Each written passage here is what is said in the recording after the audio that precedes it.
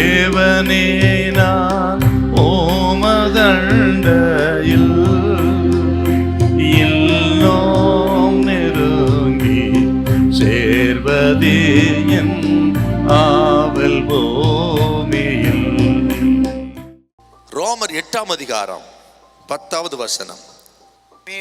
மேலும் கிறிஸ்துவில் இருந்தால் சரீரமானது பாவத்து நிமித்தம் மரித்ததாயும், சரீரமானது பாவத்து நிமித்தம் மரித்ததாயும், ஆவியானது நீதி நிமித்தம் ஜீவனுள்ளதாயும் இருக்கும். ஆவியானது நீதி நிமித்தம் ஜீவனுள்ளதாயும் இருக்கும். இயேசு நமக்குள்ளே இருந்தால், நம்மோடு இருந்தால் பாவத்தை நாம் ஜெயிக்க முடியும்.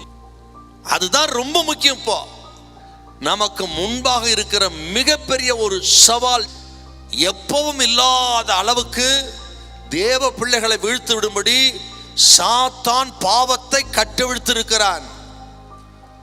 யாரும் தப்பி போகாதபடிக்கு விசுவாச மக்களை, கிறிஸ்தவர்களை சுற்றி நின்று குறிபார்த்து தாக்கி கொண்டிருக்கிறான்.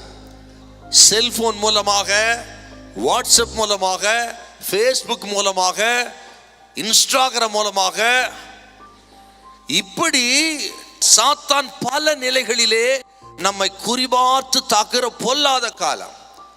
இயேசு நமக்குள்ளே இருக்கிறார், நம்மோடு இருக்கிறார். ஏன் இருக்கிறார்னா பாவத்தை ஜெயிப்பதற்கு. பாவத்துக்கு காரணம் நம்ம என்ன சொல்றோம்? இந்த அவயங்கள், இந்த கை, கால், கண்ணு, மூக்கு, இவைகள்தான் பாவங்களுக்கு காரணமாக இருக்கிறது அப்படின்னு சொல்றோம். ஆனால் அப்பன் இயேசு என்ன சொல்றாரு? பாவத்துக்கு என்ன காரணம்? ஆக இந்த அவயங்கள் காரணம் தான். ஆனால் அந்த அவயங்கள் அப்படி செயல்படுவதற்கு என்ன காரணம்? இருதயம். இருதயம் தான் இந்த அவயங்களை அப்படி இயக்குகிறது. ஆக இந்த அவயங்கள்லாம் தானா செயல்படுறதில்லை. இந்த அவயங்கள்லாம் பார்த்தீங்கன்னா ரெண்டு விதத்துல செயல்படுது. நன்மைக்காகவும் செயல்படுது, தீமைக்காகவும் செயல்படுது. எப்படி முடியும்? இருதயம் எப்படி இருக்கிறதோ அப்படித்தான் இந்த அவயங்களும் செயல்படுகிறது. இருதயம் நல்லா இருந்தா கை நல்ல வேலை செய்யுது. இருதயம் கெட்டு போயிருந்தா கை கெட்ட வேலை செய்யுது.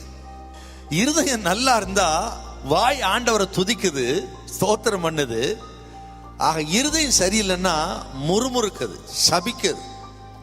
ஆக எல்லாவற்றுக்கும் காரணம் என்னன்னு பார்த்தீங்கன்னா நம்முடைய இருதயமே.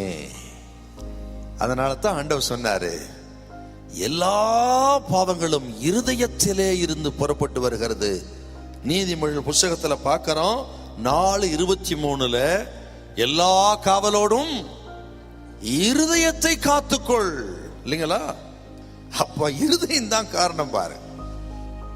அதனால அவயங்களை காட்டிலும் அந்த கெட்ட சுபாவங்களை கொடுக்கிற அந்த இருதயம் தான் ரொம்ப முக்கியம். அப்போ பாவம் செய்யாம பரிசுத்தமா கர்த்தருக்காக வாழணும்னா இருதயம் சரியா இருக்க வேணும். அந்த இருதயத்திலே இயேசு இருக்க வேணும். ஹல்லேலூயா, ஹல்லேலூயா.